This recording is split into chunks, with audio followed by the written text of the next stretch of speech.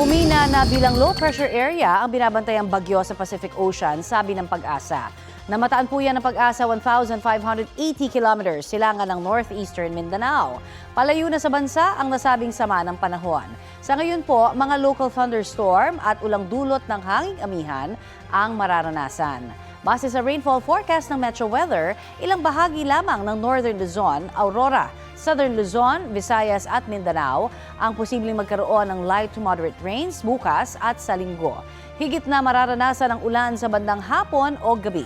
Mababa naman ang tsansa ng ulan dito sa Metro Manila ngayong weekend. Bahagya muling huhupa ang init at alinsangan. Posible pong umabot sa 37 degrees Celsius ang heat index forecast ngayon pong Biyernes sa Borongan, Eastern Samar, Zamboanga City, Davao City at sa Cotabato City. Habang dito po naman sa Metro Manila, posibleng umakyat sa 33 degrees Celsius ang heat index sa Pasay.